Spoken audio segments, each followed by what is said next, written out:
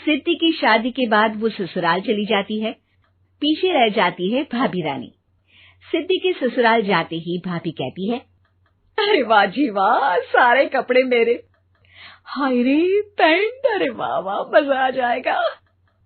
अरे ये सिद्धि की अलमारी के सामने खड़े होकर क्या बड़बड़ा रही है? जाकर देख मेहमानों को विदाई की मिठाई मिली कि नहीं। अब हाँ माँ जी, क्यों नहीं, लेकिन पहले कपड़े तो बदल लूं। अब रानी आ जाती है सिद्धि के उन कपड़ों में जो वो ससुराल जाने से पहले घर छोड़ जाती है। अरे रानी, कुछ दिन रुक जाती। अरे ये तो सिद्धि बिटिया को मैंने ही दिया था, बड़ा ही फबता था उस पर, तुझ पर तो कुछ खास नहीं लग रहा। अब वो ना मेरे सारे कपड़े गीले थे तो सोचा पहन लूं। वैसे भी सिद्धि को कौन सा भी पुराने आउटडेटेड कपड़ों को पहनना है। वैसे भी ये सूट तो मैंने तभी पहना था, वैसे खास है भी नहीं ये। हाँ ठीक है, लेकिन ना मेरी सिद्धि पर तो जमता था। सारे मेहमान चले जाते हैं और सिद्धि ससुराल से मायके पहली बार आती है। अपना घर, अपना कमरा, अपनी अलमारी।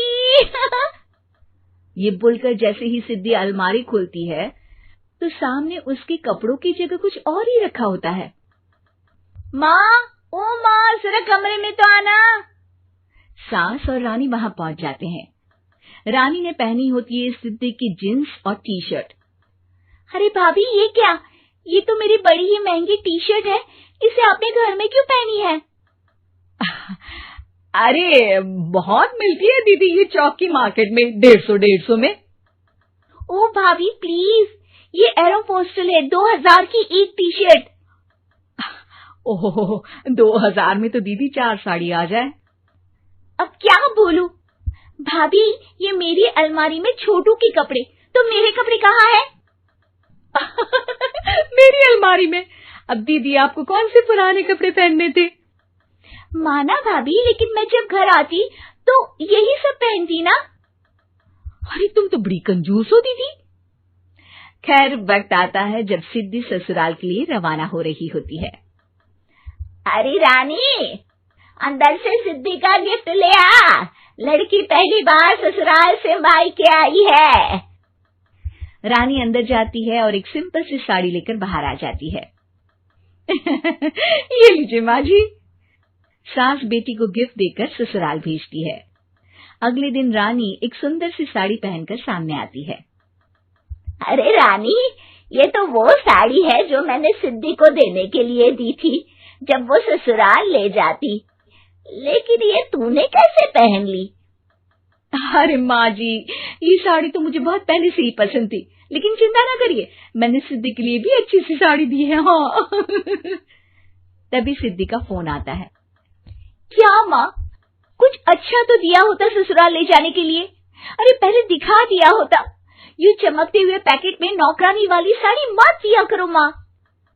अरे बेटे, वो तेरी भाभी ने ना गलती से उससे पैकेट बदल गया। हाँ, मैं कल ही तेरे भाई के हाथ से तेरा वाला पैकेट भेज दूंगी।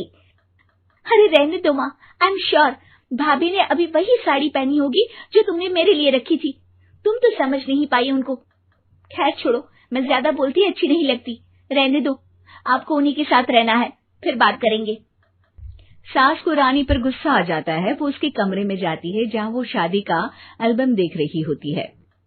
रानी, मार्केट जाकर एक ऐसी ही साड़ी लेकर आ, कल प्रतीक जाकर सिद्धि के घर दे आएगा।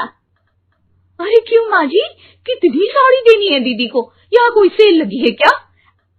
अरे चुप कर, मेरे बेटी के हिस्से की साड़ी खुद पहन ली, अब ज्यादा ज्ञान बांट रही है। एक दिन सिद्धि का फोन आता है। माँ, मेरी सास ने आप सबको खाने पर बुलाया है। सारे लोग सिद्धि के ससुराल पहुंचते हैं। खाना खाकर वो लोग निकल रहे होते हैं कि सिद्धि की सास सभी को गिफ्ट देती है।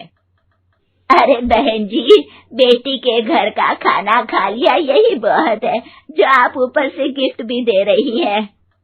अरे बहन जी, आप भी कहाँ इन बातों पर विश्वास कर रही हैं।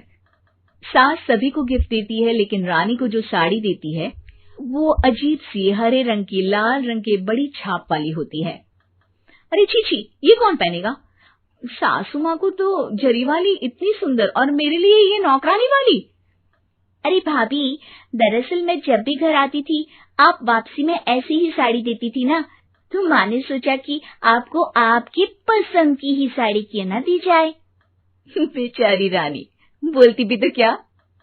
सिद्धि और सास रानी का चेहरा देखकर हंसने लगती है, तो रानी समझ जाती है कि अपने ही बिछाए जाल में वो फंस चुकी है।